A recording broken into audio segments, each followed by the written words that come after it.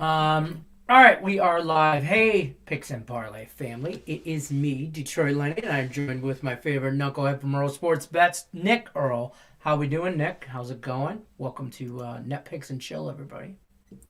Yeah, it'd be a little bit better if we can get some type of goals in this Carolina game. Uh, Right? it's 0-0 at the end of the first. Other than that, I mean, not too bad. We got a nice little slate of hockey tonight. I really like the slate for tomorrow, so it should be a good one. Yeah. Speaking of that, we moved from Tuesday nights to Friday nights. We used to do Net Picks and Chill on Tuesday nights, go over the NHL slate kind of stuff. But moved it to Friday nights. One, we thought we could kind of go over the weekend slate as well, not just one night's game or the following days. Kind of give you a little bit more bang for your buck here, folks. So if you're watching, don't forget to hit the like button. We appreciate that. You got any questions about some hockey? Throw it in the chat. We'd be more than happy to go over it. So, Nick Earl, talk to me about what's going. We only have one game going on right now, and Nick Earl just gave you a spoiler update. It's zero Yeah, zero after the first period. We do have some, as far as in play action before the game or before the show. Me and Nick were talking, and I have jumped on I'm on the Hurricanes Blue Jackets over 4.5 goals. It's minus 145, but I think it's easy money. Nick brought it to my attention. I will give him full credit for that. So if it loses, it's also his fault. But minus 145 over 4.5 goals. We already one period in, and both these teams can score, so I don't hate that at all. Other than that, let's talk some hockey. This one, you wanted to bring this up and talk about this a little bit before we get into the whole weekend slate thing. Buyers and sellers, trade deadline's about a month away, not too yeah, the far, right around the 21st, corner. yeah, Yeah, 21st. of March. Yeah, Yeah, so right around the corner, it'll be here before we know it. Do you look to see any big, first of all, player wise? Do you expect anybody to be traded? Like I know we have talked about this personally. Marc Andre Fleury. I think that's going to be. You agreed. I think he's going to be moved.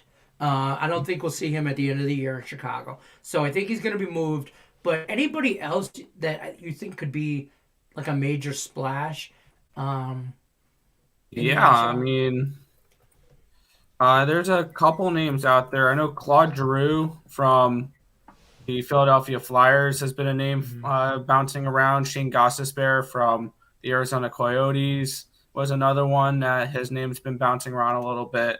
Ben Sherratt from the Montreal Canadiens, their top defenseman, his name's been bouncing around a lot. So you'll see a few names be bounced Okay. around like bigger names. And this season, we definitely have a pretty solid list of who's going to be the buyers and who's going to be the sellers when it comes to the trade deadline. We know the rock bottom teams. We know the teams that are competing. So it's going to be interesting to see. And I have four teams listed for each buyer seller that I think are going to make decent sized moves. That should be interesting to watch for this trade deadline. Let's get into that then. Some buyers. I'm going to go through and just click them in the order you have them here and bring them up on the board for everybody to view. First, number one buyer you have are the Minnesota Wild. Why are they buyers? What position specifically are they buyers in? And if they do make a buy, who do you think it will be? Yeah, there's a few things that they can go out and get. Obviously, Cam Talbot's kind of been shaky as of late, so if they want to, they can go try to look for a 1A, 1B type of goaltender. If they don't think Kaapo Kakanen's the answer for the playoffs, I could see the Wild as a team that potentially puts their name in the hat for Marc-Andre Fleury. I think that's someone that Okay. they can go out and shoot for. I've also seen links to Claude Giroux for them as well. Josh Bailey was another depth piece. I think that was linked to the Minnesota Wild. So I think the Wild, because if you look at what they're going to be dealing with in the offseason, right now Mm-hmm. their salary cap is fine.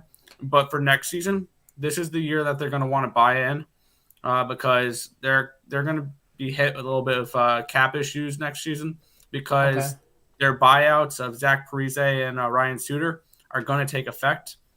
And that's going to be, I don't remember the exact number, but I think it's going to be like $8 to $10 million of cap hit for those two players. So that's going to definitely impact the players that they can re-sign.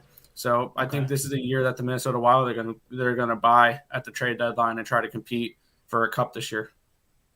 Okay. Number one seller, the Montreal Canadiens.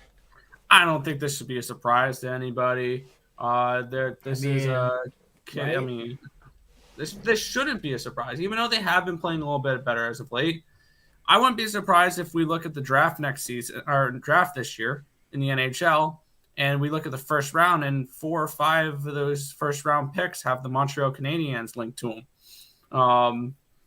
And I've seen a few players that are trade rumors. Obviously, you could be looking at players like Brandon Gallagher, Josh Anderson, Jonathan Drouin is another one, Lokinen, Mike Hoffman, Ben Sherratt. There's a bunch of different players that you can see them get traded here at the trade deadline. I have a feeling this is going to be one of those teams where this is going to be a complete fire sale for the Canadiens. They're going to go through that big rebuild. They're going to hold on to players like Cole Caulfield, and then that top line, Nick Suzuki. I think they're going to hold on to players like that. But this is a team that's going to go through a rebuild. They're going to have 4 or 5 first-round draft picks. I believe they have 7 or 8 in the first 2 rounds of next season. I think actually either it was them or the Coyotes have multiple first. Yeah, I think it's them or the Coyotes in the first round. And I wouldn't be surprised if between Montreal and Arizona, there's 10 first-round picks with their names on it for this upcoming draft. I think it's going to be that much of a fire sale because I think they can get at least a first-round pick for Ben Sherratt or someone like that. So I don't see why not. This is going to be one of those teams where they're gonna be big sellers at the trade deadline, and there's obvious reasons why. I'm surprised by this buyer. This next one here. You have the Florida Panthers listed as a buyer. Arguably the number one team in the NHL right now. They're definitely cup contenders the way they are right now.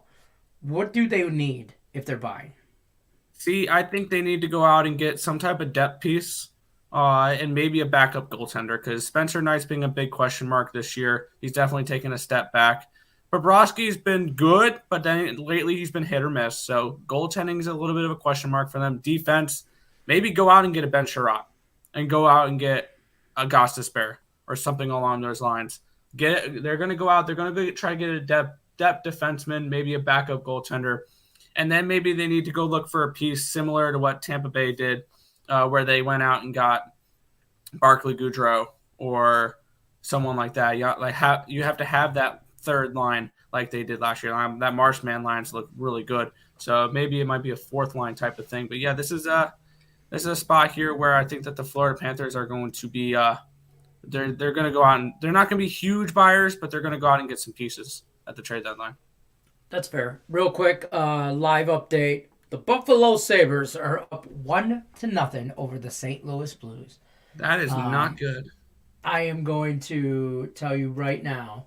I don't know if they'll have live odds up here. Hold on momentarily, folks. But I'm going to jump on the Blues.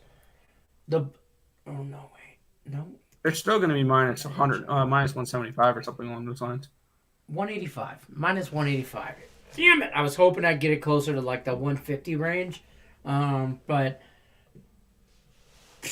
over 7.5 is plus 145. Wait for St. Louis to wake up. But we'll get right back into this. Number 2 seller you got on the list. Arizona Coyotes. No surprise here. Just kind of like the Montreal Canadiens, right? And I don't even know. What can they give away? What can they sell? Do they have anything to sell? Their stadium's kicking them out. Their coaching staff, and their front office is a mess. It's Arizona. I mean, literally, they're on thin ice because it's melting. So, what could they sell?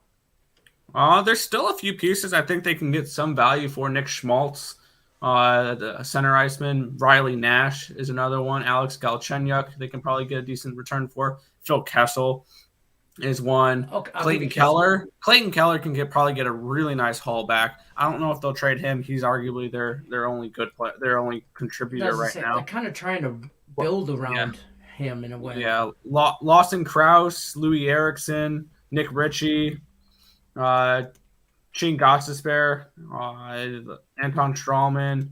I mean, there's some players that they can trade, that they can get some value at. This is going to be a fire sale, and when they do move to that new stadium, there's not going to be any stars to speak of on this team. All right. Next buyer you got listed up here are the hated Colorado Avalanche, only by everybody in Detroit. Everywhere else, people love them, but we can't stand them.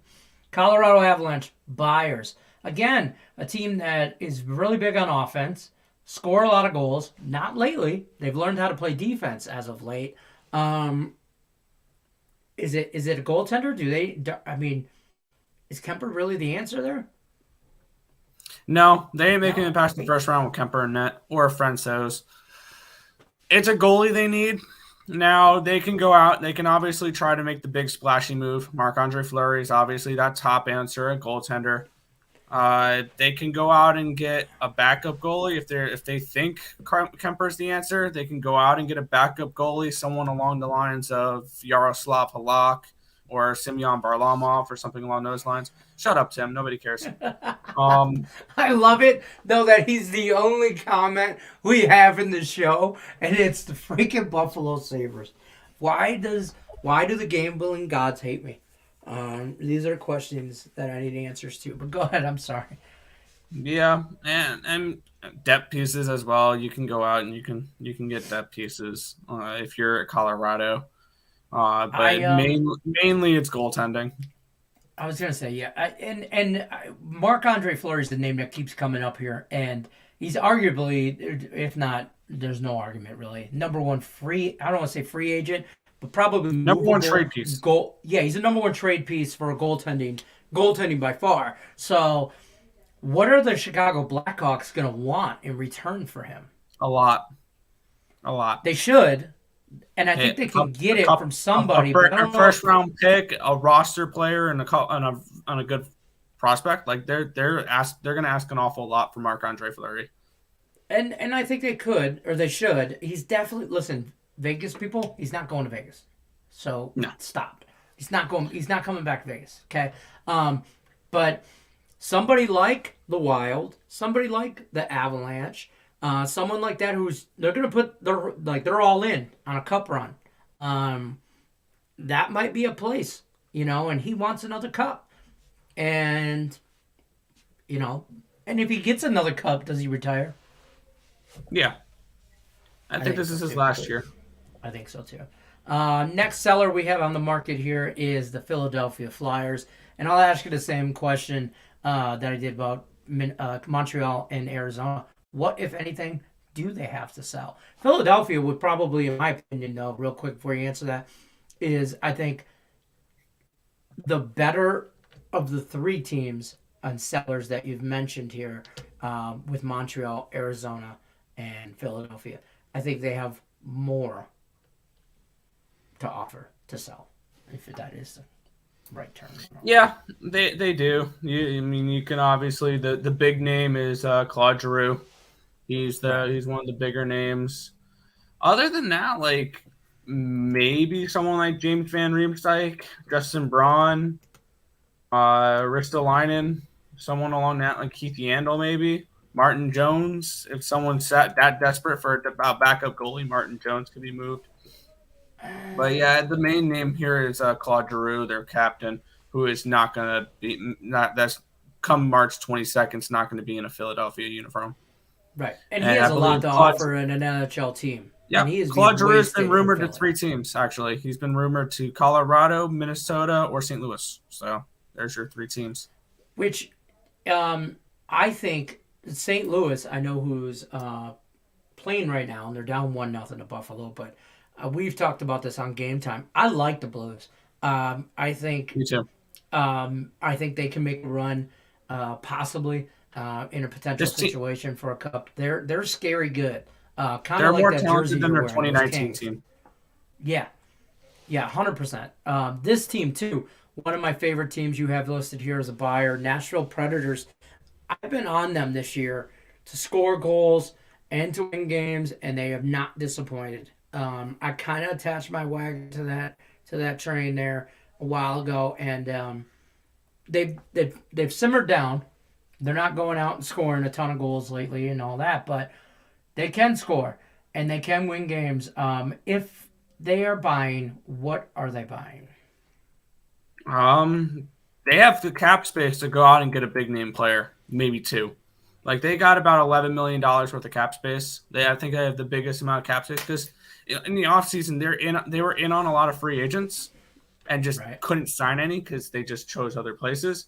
And this is a team that I think is capable of making a little bit of a run, capable of winning a few games in the playoffs, if not winning a series.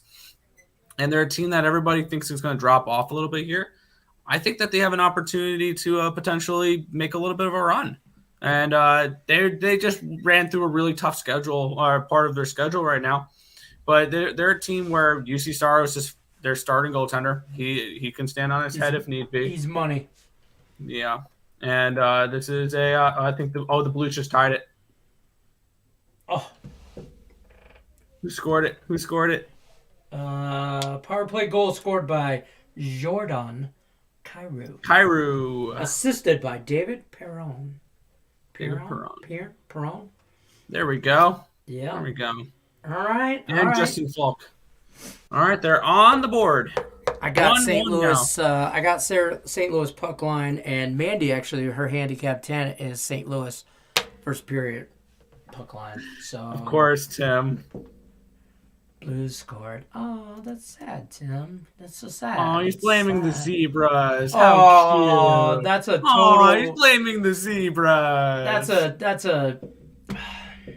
Terry's a friend of the show, but that's a Terry move. I love you, Terry. Let's go Blues. Yes, let's go. Yes. Let's go Blues. So I don't know where they're going to the winner's circle. Last seller we have, who we talked about all night, their famous goaltender Marc-Andre Fleury, the Flower. He's not going to be there. No. Do they have anybody else to move? Yes. And if so, who? I'm getting their roster up because there's a couple players I think that could be moved at the trade deadline. Someone along the lines. I don't think Patrick Kane or Jonathan Toews are going anywhere. But you can see someone like Brandon Hagel, Dominic Kubalik, Calvin DeHaan get moved. You can see someone like Connor Murphy or Jake McCabe get moved. Obviously, Marc-Andre Fleury. So, yeah, I still think there are some players that this Blackhawks team does have. They have some talent to trade away. And I think I think that Toews is done after the end of the season, so they may trade him. I highly doubt it, though. And so I don't think they're going to trade Patrick Kane. I don't think they're going to trade Kirby Dach, but I think almost anybody else is free game.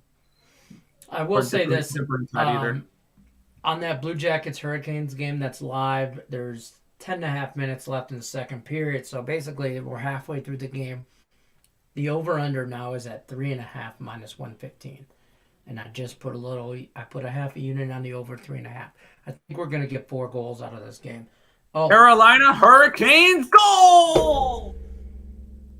Scored by Jordan Staal. I didn't want to interrupt Tim Nick when he was going through the Chicago rundown of what they're going to sell, and I bang, bang, boom. So we need one more in this period. I need at least one more this period to make me feel really good. I would pick 3. Blue Jackets will get theirs too, but now we're back up to that 145-ish range for the 4.5. So hopefully this is when the walls start crumbling down for Garube. That's fair. Tim says he knows. That's why he does it. I don't know what he's talking about. All right, so let's go over this weekend real quick. We went over that. Saturday's games. We're just going to go through it. There's a pretty decent slate tomorrow. Early games. There's some 12:30 games that start. 2 of them. And there's Oilers, an interesting Panthers. game at 7:30 as well. At night, you got tonight? No, tomorrow at 7:30. Tomorrow. Not the Red Wings. The Lightning and the here. There's a reason I said this. It's the outside. It's the Stadium Series game at Nissan Stadium in Nashville, Tennessee. On Predators TNT. and Tampa Bay Lightning. That's gonna be a fun one tomorrow. I think we're gonna get goals in that game. I lean the other way. I think I'm leaning under Really? 6.5 in that one.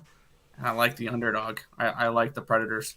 You know, okay, so no, I do like the Predators in that situation. I've been on the Predators. I've been on them all day or all year. I can see maybe a small, like a 4-2. If it's at 6.5, I like it a little under. If it was at 6, maybe over. Um, but at 6.5, I don't mind the under just because it is outside. And if you've ever played hockey, for those of you who have never played hockey and actually been on the ice and actually played, there's a difference in playing outside and inside. The air's different. It's crisper. It's colder. It just It's gonna be 43 degrees there tomorrow. I did during the think tank. We did a weather report there. There you go. So it's gonna be, it's gonna be a little colder. Guys are gonna get winded easier. So that being said, I always thought if they're gonna get winded easier, they're just gonna throw pucks at the net, and hopefully the goalie, he also gonna get cold sitting around, and maybe he lets some goals in. But Nick Earl brings up a damn good point. I keep calling you Tim, and I don't know why. It's not like you guys look alike. Yeah. I apologize. What other games stand out though on Saturday? Marquee matchups. There's a few spots I like, and all these early games, I feel like for the all the way up to the 7th, there's 6 games I have lines on right now. Mm-hmm. 2 12:30 games, a 3 o'clock game, a 7 o'clock game, and 2 7:30 games. I think you can make an argument for all 6 dogs. Like I like Edmonton, I like Philly, I like the Rangers, I like the Canadiens, I like the Preds, and I'd lean towards the Red Wings. Stop it! Don't team total. Me. Red Wings team total. Okay. At 2.5. I like the over. Here's what I figured out in Red Wings games, because I'm going to get my heart broken if I keep betting the Red Wings, which I don't do a lot of. I don't bet a lot of my home teams. I don't, because let's be honest, they all suck. The Red Wings have the most potential out of all of them. Shut up. So what I do a lot with them is I just try and bet totals and stuff like that. So on Wings games, I like the total. It's at 6.5 right now. Listen, either the Wings are going to make it a close game and it's going to be 3-3 going into overtime or something, or they're going to get blown the hell out and they're going to lose 5-2, okay, or something like that. Either way, I like the over. They're not battling. There's not a lot of defense. That's why they lost that Colorado game the other day. They just don't match up. Actually deserved a better fate in that Colorado game. Looking at the expected goal numbers, they put up 4 expected goals against Colorado compared to 3.62.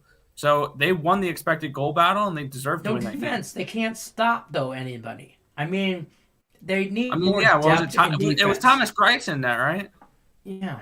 I mean, I can't make fun of Nedeljkovic then. I can't say that I can't say the Wings are buyers, or they're not sellers.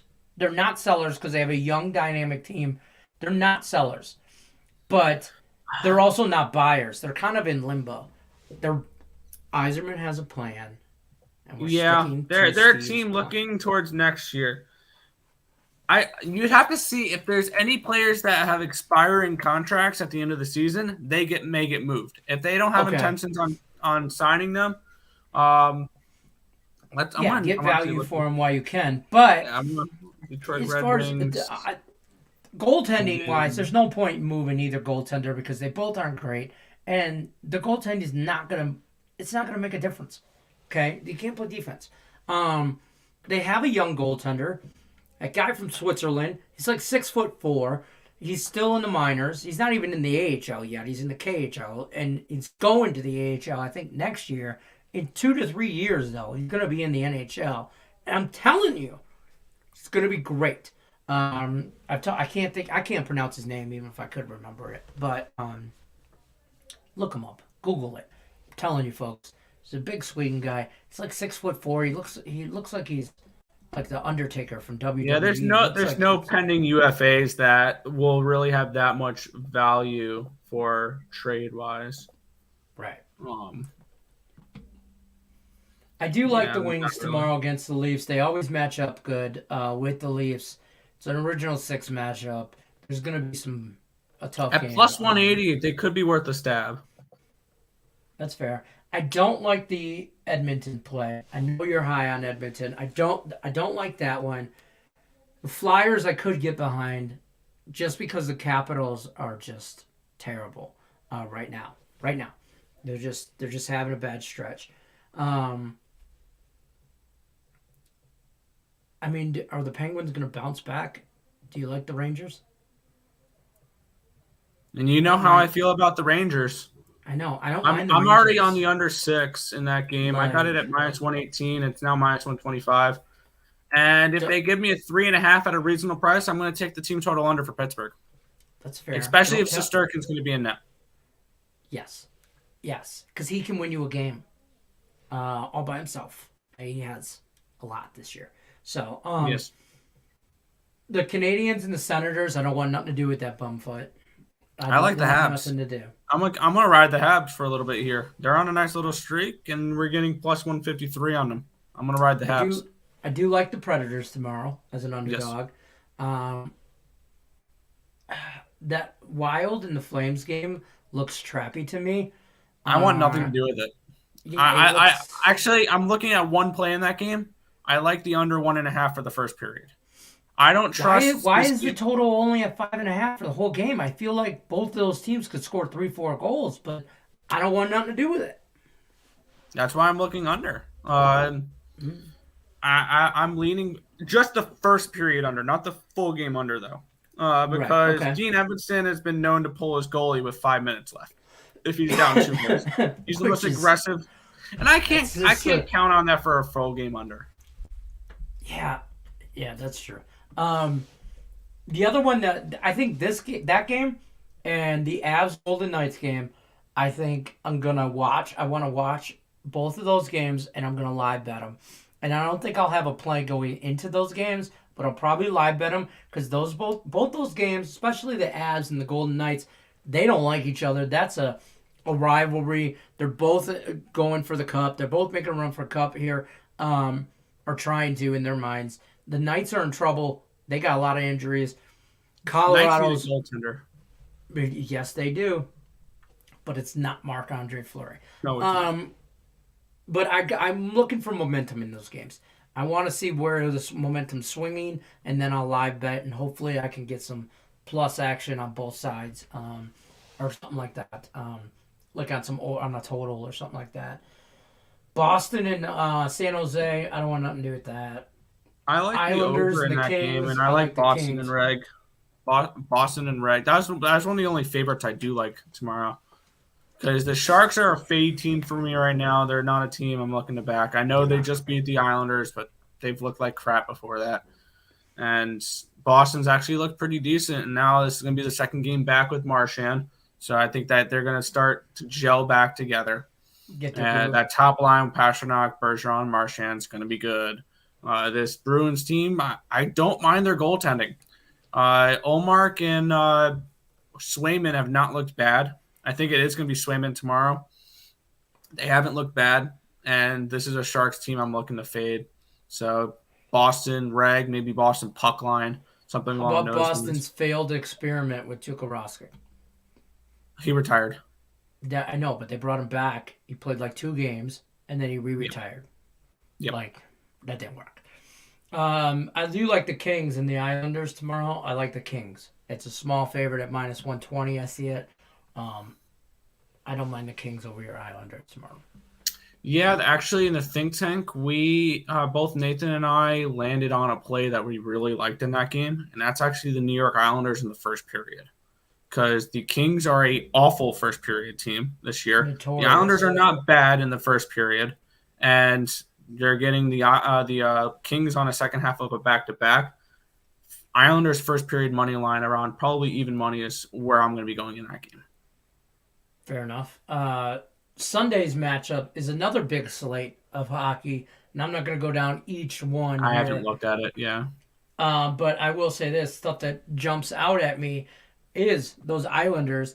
I mean, they're playing the Kings on Saturday night. Then they play Anaheim. They play the Ducks. I mean, they're gonna just stay on that West Coast. I mean, they're I both think in that's an over Anaheim. game. Yeah, it's terrible. Michelin sorts the over.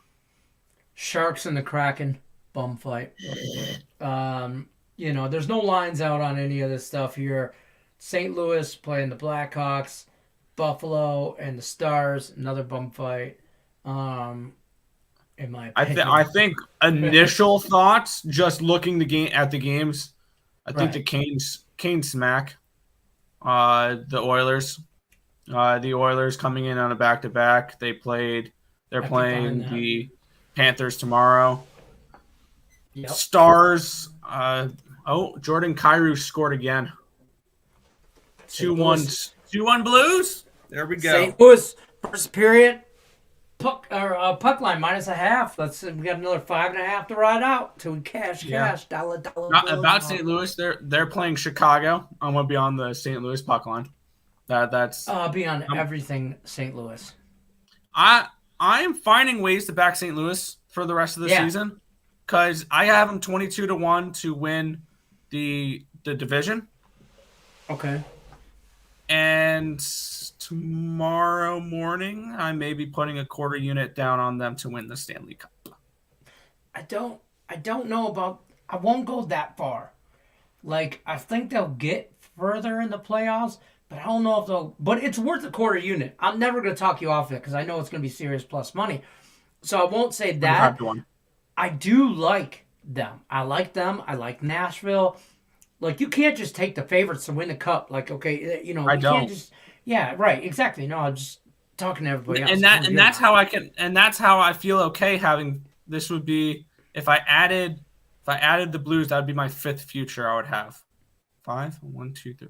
I know you got Calgary, right? Or is it No, I never bet Calgary. I gave that out.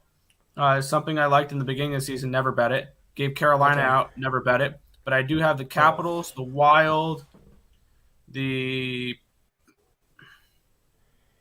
the Capitals having just the injury bug? Is that the problem? No, the Capitals are actually getting healthier. I think they're going to be a little bit better. I think they're still a dark horse. I mean, you can never count out Ovechkin. They need to go out and go goaltender, though. Sounds like a lot of teams. Sounds like when you talk about baseball teams, it's, they need bullpen help. They need goaltender help. You need a closer. I mean, that's just that. But you got anything else you're looking forward to this weekend before we wrap it up? No, not really. I'm just going to take it day by day and enjoy it.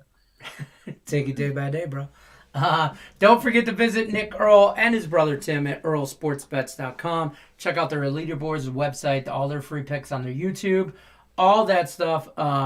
Check them out over there. Hit the thumbs up button if you haven't already for us. Other than that, we'll see you guys next Friday for some more net picks and chill. I'm Detroit Lenny. That's Nick Earl. We're out of here, folks. You know the drill. Good luck. Unless you're against me. Go Red Wings. See you tomorrow, yeah.